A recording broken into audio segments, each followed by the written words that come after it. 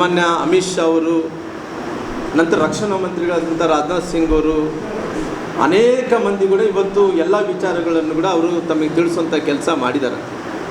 ಇವತ್ತು ಗಡಿಯಲ್ಲಿ ಏನು ಇವತ್ತು ಪಾಕಿಸ್ತಾನ ಮತ್ತು ಭಾರತದಲ್ಲಿದ್ದಂಥ ಗಡಿ ಭಾಗದಲ್ಲಿದ್ದಂಥ ಅಲ್ಲಿ ಏನು ಫೈಟ್ ಆಗ್ತಾ ಇದೆಯಲ್ಲ, ಆ ಕಡೆ ಕೂಡ ಸಾಕಷ್ಟು ಫೈರಿಂಗನ್ನು ಕೂಡ ಆಗ್ತಾ ಇದ್ದಾವೆ, ಈ ಕಡೆಯಿಂದ ಕೂಡ ಸಾಕಷ್ಟು ಫೈರಿಂಗ್ ಕೂಡ ಆಗ್ತಾ ಇದ್ದಾವೆ. ಆಗುವಂಥ ಸಂದರ್ಭದಲ್ಲಿ ಕೂಡ ಭಾಳ ಸ್ಪಷ್ಟವಾಗಿದ್ದಾರೆ.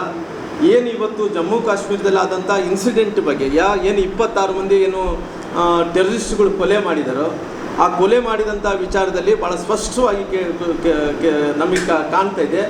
ಎಲ್ಲೋ ಒಂದು ಕಡೆ ಪಾಕಿಸ್ತಾನದಲ್ಲಿದ್ದಂಥ ಉಗ್ರರು ಇದಕ್ಕಿಂತ ಮುಂಚೆನೇ ಅಲ್ಲಿ ಒಳಗಡೆ ಬಂದು ಎಲ್ಲ ಕೂಡ ಪ್ಲ್ಯಾನ್ ಮಾಡಿಕೊಂಡು ಎಲ್ಲೆಲ್ಲಿ ಒಂದು 6-7 ಪ್ಲೇಸ್ಗಳನ್ನು ಗುರುತಿಸಿ ಅದನ್ನು ಎಲ್ಲ ಪ್ಲೇಸ್ಗಳಲ್ಲಿ ಎಲ್ಲೆಲ್ಲಿ ಹೆಂಗೆ ಹತ್ಯೆ ಮಾಡಬೇಕು ಅಂತೇಳಿ ಡಿಸಿಷನ್ ತೊಗೊಂಡು ಹತ್ಯೆ ಮಾಡಿರೋ ಕಾರಣ ಇವತ್ತು ಇಡೀ ದೇಶದಲ್ಲಿದ್ದಂಥ ಜನರು ಇದು ತೀವ್ರವಾಗಿ ಖಂಡಿಸ್ತಾ ಇದ್ದಾರೆ.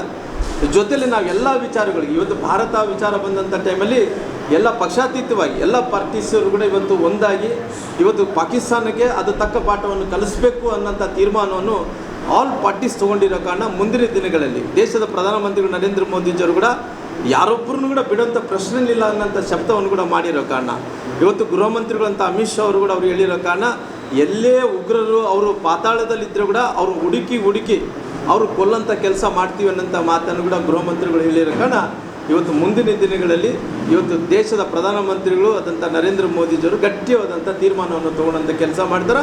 ಪ್ರಧಾನಮಂತ್ರಿಗಳ ಜೊತೆ ನಾವೆಲ್ಲರೂ ಕೂಡ ಇರ್ತೀವಿ. ಈಗ ಯುದ್ಧ ಆಗಬೇಕು ಬೇಡ ಅನ್ನೋದ್ರ ಬಗ್ಗೆ ಬಹಳ ಚರ್ಚೆ ನಡೀತಾ ಇದೆ. ಕಾಂಗ್ರೆಸ್ ನಾಯಕರು ಕೆಲವರು ಆಗಬೇಕು ಅಂತಾರೆ, ಕೆಲವರು ಬೇಡ ಅಂತಾರೆ.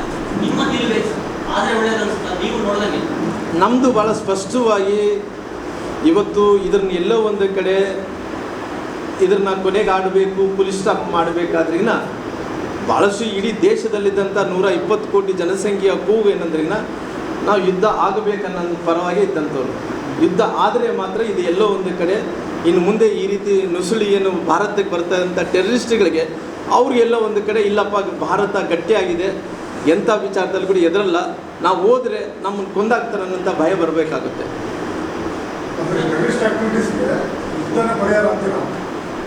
ಅಲ್ಲ, ನಾವು ಭಾಳಷ್ಟು ಇವತ್ತು ನಾವು ಉಕ್ರೇನು ರಷ್ಯಾ ಯುದ್ಧ ಕೂಡ ನೋಡ್ತಾ ಇದ್ದೀವಿ. ಅಲ್ಲ, ಇವತ್ತು ನೋಡ್ರಿ ನಮ್ಮ ಕಡೆ ಇವತ್ತು ಭಾಳಷ್ಟು ಸರ್ಜಿಕಲ್ ಸ್ಟ್ರೈಕ್ ಆಗಿದ್ದಾವೆ, ಪುಲ್ವಾಮಾ ದಾಳಿಗಳು ಕೂಡ ಆಗಿದ್ದಾವೆ. ಇವತ್ತು ಇವೆಲ್ಲ ಆದಂಥ ಟೈಮಲ್ಲಿ ಕೂಡ ಪುನಃ ಇಲ್ಲಿಗೆ ಕೊನೆ ಆಗ್ತಾ ಇಲ್ಲ. ಭಾರತದಲ್ಲಿ ಅವರು ಯಾವತ್ತೂ ಕೂಡ ಕಾಲು ಗೆದ್ದುಕೊಂಡು ಬರ್ತಾನೆ ಇದ್ದಾರೆ. ಆಗುವಂಥ ಟೈಮಲ್ಲಿ ನಾವು ಎಲ್ಲೋ ಒಂದು ಕಡೆ ತೀರ್ಮಾನ ತಗೋಬೇಕಾಗಿದೆ. ಮುಂದಿನ ದಿನಗಳಲ್ಲಿ ಇದು ಭಾರತಕ್ಕೆ ಒಂದು ಗಟ್ಟಿಯಾಗಿ ಮೆಟ್ಟಿ ನಿಲ್ಲಬೇಕಾದ್ರೆ ಯುದ್ಧನೇ ಇದು ಅಂತ್ಯ ಅನ್ನಂತ ತಿಳ್ಕೊಂಡು ನಾವು ಮುಂದಿನ ದಿನಗಳಲ್ಲಿ ಯುದ್ಧದ ತೀರ್ಮಾನವನ್ನು ತಗೋಬೇಕಾಗುತ್ತೆ. ಸರ್, ಈಗ ರಾಜ್ಯದಲ್ಲಿ ಸೋಷಿಯಲ್ ಎಕನಾಮಿಕ್ ಸರ್ವೆ ಮಾಡ್ತಾ ಇದ್ರು, ಬಿಜೆಪಿಯವರು ಅದನ್ನ ಇಂಪ್ಲಿಮೆಂಟ್ ಮಾಡಬಾರ್ದು, ಒಂದು ತಪ್ಪಿದೆ, ಯಾವುದೇ ಕಾರಣಕ್ಕೂ ಅಷ್ಟು ತರಬಾರ್ದು, ಜಾತಿ ಗಣತಿ ಬೇಡ ನಮಗೆ ಅಂತ ಹೇಳಿ ಈಗ ಸೆಂಟ್ರಲಿಂದಲೇ ಅನೌನ್ಸ್ ಮಾಡಿದ್ದಾರೆ. ಇದು ಬಿಜೆಪಿ ರಾಜ್ಯ ನಾಯಕರಿಗೆಲ್ಲ ಒಂದು ಕಡೆಗೆ ಮುಜುಗರ ಅನ್ಸಲ್ಲ ನೋಡ್ರಿ. ಇವತ್ತು ಜಾತಿ ಗಣಿತ ವಿಚಾರ ತಗೊಳ್ರಿ, ಜನಗಣಿತ ವಿಚಾರ ತಗೊಳ್ರಿ, ಅನೇಕ ವರ್ಷಗಳಿಂದ ಇದನ್ನು ಮುಂದಕ್ಕೆ ತಳ್ಕೊತಾನೆ ಬಂದಾರೆ. ಇವತ್ತಲ್ಲ, ಯಾವತ್ತು ನೆಹರು ಕಾಲದಿಂದ ಕೂಡ ಮುಂದಕ್ಕೆ ತಳ್ಕೊತ ಬಂದಾರೆ. ಇವತ್ತು ಜಾತಿ ಗಣಿತ ಆಗೋದ್ರಿಂದ, ಇವತ್ತು ಜನಗಣಿತ ಆಗೋದ್ರಿಂದ ಬಹುಶಃ ಒಂದು ದೇಶದಲ್ಲಿ ಒಂದು ಒಳ್ಳೆ ಒಂದು ಸ್ಪಷ್ಟವಾದಂಥ ಚಿತ್ರಣವನ್ನು ಜನರ ಮುಂದೆ ಇಟ್ಟಂಗೆ ಆಗುತ್ತೆ. ಬಿಜೆಪಿ ಡಬಲ್ ಸ್ಟ್ಯಾಕ್ ಅಲ್ವಾ ಸರ್? ನೋಡ್ರಿ, ಇವತ್ತು ಅಲ್ಲ,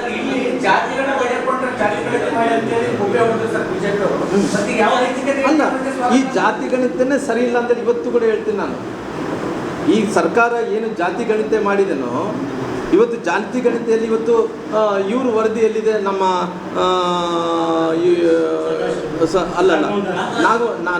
ಕಾಂತರಾಜ್ ವರದಿ ಎಲ್ಲಿದೆ ಇಲ್ಲಿ? ಇವತ್ತು ಕಾಂತರಾಜ್ ವರದಿ ಎಲ್ಲಿದೆ ಅಂತೇಳಿ ನಮಗೆ ಗೊತ್ತಿಲ್ಲ, ಯಾರಿಗೂ ಕೂಡ ಬಹಿರಂಗ ಪಡಿಸಿಲ್ಲ. ಅವರು ಕಾಂತರಾಜ್ ವರದಿ ಏನಾಯ್ತು ಅಂತ ಗೊತ್ತಿಲ್ಲ. ಆಮೇಲೆ ನಮ್ಮ ಹೆಗಡೆಯವರು, ನಮ್ಮ ಜಯಪ್ರಕಾಶ್ ಹೆಗಡೆ ಅವರು ಕೊಟ್ಟಂಥ ವರದಿ ಏನಂತೇಳಿ ನಮ್ಗೆ ಯಾವುದೇ ರೀತಿಯಲ್ಲಿ ಕ್ಲಾರಿಟಿ ಇಲ್ಲ. ಇವತ್ತು ಆ ಕ್ಲಾರಿಟಿ ಇಲ್ಲಾರ್ದಂಥ ಟೈಮಲ್ಲಿ ಕೂಡ ಇವತ್ತು ಒಂದು ಹೇಳ್ತೀನಿ, ಇವತ್ತು ಉದಾಹರಣೆಯಾಗಿ ಈ ಲಿಂಗಾಯತರು ವಿಚಾರ ಬಂದಂಥ ಟೈಮಲ್ಲಿ ಅಲ್ಲಿ ಲಿಂಗಾಯತರದಲ್ಲಿ ಲಿಂಗಾಯತರು ಬೇರೆ ಮಾಡಿದ್ದಾರೆ, ವೀರೇಶ್ವರನ ಬೇರೆ ಜನಾಂಗದವರು ಎಲ್ಲರೂ ಕೂಡ ಆಯಾ ಜನಾಂಗದವ್ರನ್ನೆಲ್ಲರೂ ಕೂಡ ಒಡೆಯಂಥ ಕೆಲಸ ಮಾಡಿ ಬೇರೆ ಆಗಿ ನೋಡ್ಸೋಂಥ ಕೆಲಸ ಮಾಡಿದ್ದಾರೆ. ಅದೇ ರೀತಿಯಲ್ಲಿ ಬೇರೆ ಜಾತಿಯನ್ನು ಓಲೈಕೆ ಮಾಡಬೇಕಂದ್ರೆ ಎಲ್ಲ ಜಾತಿಯವರು ಕೂಡ ಒಂದೇ ಅಂತ ನೋಡಿಸ್ಕೊಟ್ಟಿದ್ದಾರೆ. ನಮ್ಮದು ಇವತ್ತು ಏನು ಜಾತಿಗಣಿತ ಏನು ಮಾಡಿದರು ಕರ್ನಾಟಕದಲ್ಲಿ ಅದರದ್ದು ನಮ್ಮದು ಅದು ತಪ್ಪು ಅಂತೇಳಿ ಇವತ್ತು ಕೂಡ ವಾದಿಸ್ತೀವಿ. ಅವ್ರು ಆರ್ಥಿಕ ಸಮೀಕ್ಷೆ ಅಂತ ಹೇಳ್ತಾರೆ. ಅಲ್ಲ, ಆರ್ಥಿಕ ಸಮಸ್ಯೆ ಮತ್ತು ಅದು ಇಲ್ಲ ಅನ್ನೋಕೆ ಹೋಗಲ್ಲ.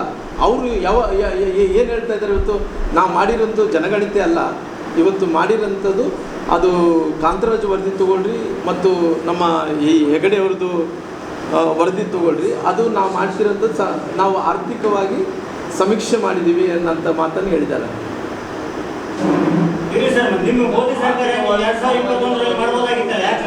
ಮಾಡಿಲ್ಲ, ಬೇರೆ ಅಲ್ಲ, ಇವಾಗನಾಗಲಿ ತೀರ್ಮಾನ ತೊಗೊಂಡಾರಲ್ಲ, ಇವಾಗನಾಗಲಿ ತೀರ್ಮಾನ